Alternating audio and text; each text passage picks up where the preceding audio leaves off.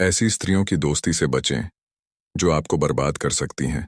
गांव के बीचों बीच एक पीपल का पेड़ था, जिसके नीचे हर शाम बूढ़े काका अपनी कहानियां सुनाया करते थे।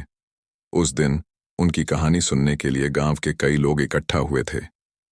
कहानी शुरू करते हुए काका बोले, आज मैं तुम्हें रघु की कहानी सुनाऊंगा। एक ऐसा युवक जिसने अपनी जिंदगी में एक छोटी सी गलती के कारण सब कुछ खो दिया। रघु गांव का सबसे मेहनती किसान था। उसकी ईमानदारी और मेहनत की वजह से उसका खेत फसलों से भरा रहता था और उसकी आर्थिक स्थिति भी ठीक थी। लेकिन रघु थोड़ा सरल स्वभाव का था और लोगों पर जल्दी विश्वास कर लेता था। एक दिन गांव में एक नई औरत आई, सुमित्रा। उसकी हंसी और चाल ढाल ने गांव के लोगों का ध्यान खींच लिया।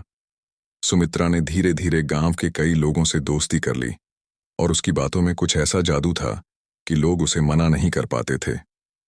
रघु भी सुमित्रा की बातों से प्रभावित हो गया। सुमित्रा ने रघु को अपनी समस्याओं का हवाला देकर उससे आर्थिक मदद मांगी। रघु ने बिना सोचे समझे अपनी मेहनत की कमाई उसे दे दी। धीरे धीरे सुमित्रा ने रघु से और भी फायदे उठाने शुरू कर दिए। उसने उसे सलाह दी कि वह अपने खेत को गिरवी रखकर पैसे कमाए और बड़ा व्यापारी बने। रघु ने अपनी जमीन गिरवी रख दी और सुमित्रा की बताई योजना में सारा पैसा लगा दिया। लेकिन कुछ ही महीनों में वह योजना असफल हो गई। सुमित्रा ने गांव छोड़ दिया और रघु के पास कुछ भी नहीं बचा।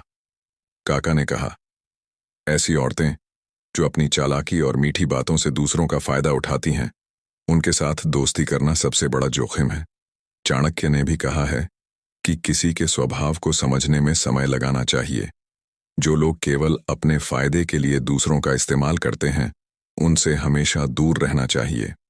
दोस्तों, यह कहानी हमें सिखाती है कि लोगों के बाहरी दिखावे पर नहीं जाना चाहिए।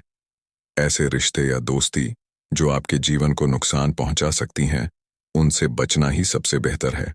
इस तरह की और भी प्रेरक कहानियों के लिए हमारे चैनल को सब्सक्राइब करें, वीडियो को लाइक करें और अपने विचार कमेंट में ज़रूर बताएं।